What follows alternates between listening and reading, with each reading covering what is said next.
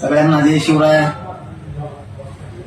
आपण या निवडणुकीत मुंबईसह महाराष्ट्रात आपण कोणालाही कुठल्याच प्रकारचा कसलाच पाठिंबा दिलेला नाही.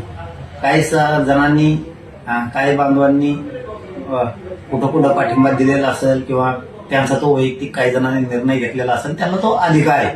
त्यांचा अधिकार आपण हिसकून नाही घेऊ शकत. परंतु मी स्वतः कोणालाही कुठला पक्ष नाही, महाविकास आघाडी नाही किंवा महायुती नाही, आपण कोणालाही पाठिंबा कसल्याच प्रकारचा दिलेला नाही.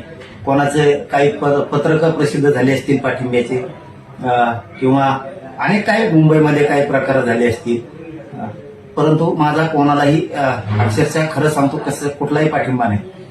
पूर्वीचे कधीचे काळीचे तरी कुठले व्हिडिओ काढलेत आणि त्या माध्यमातून कुठंतरी ते व्हायरल केले जातात, अशी काहीतरी एक माहिती मिळाली. म्हणून एक माझी सगळ्यांना नम्रपणे विनंती की आमचा कोणालाही कसलाही पाठिंबा नाही. कोणाचं काही पत्रक कोणी काढलं असून पाठिंब्याचं, त्या पत्रकाबद्दल सुद्धा ते त्यांचा वैयक्तिक अधिकार आहे, तो त्यांचा वैयक्तिक निर्णय.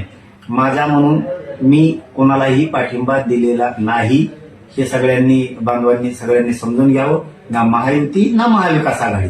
मग ते मुंबई असेल, मुंबई सुद्धा महायुतीलाही नाही आणि महाविकास आघाडीला पण नाही, आणि उर्वरित महाराष्ट्रात सुद्धा ना महायुतीला आहे ना महाविकास आघाडीला आहे. कोणालाही माझा कसलाही पाठिंबा नाही, याची सगळ्यांनी नोंद घ्यावी. चळवळीत असणाऱ्या पोरांना मात्र सगळ्यांनी लक्ष ठेवलं पाहिजे. आणि मराठा समाजाला विरोध करणारे, मराठा समाजाच्या आरक्षणाला विरोध करणारे, ते जर कुठं कुणी उभे असतील तर त्यांना मात्र मराठा समाजाने कधीही सहकार्य करू नये. शेवटी ते मराठ्यांच्या लेकरांच्या मुळावर उठणारे लोक असतात, हे मराठा समाजाने समजून घ्यावं.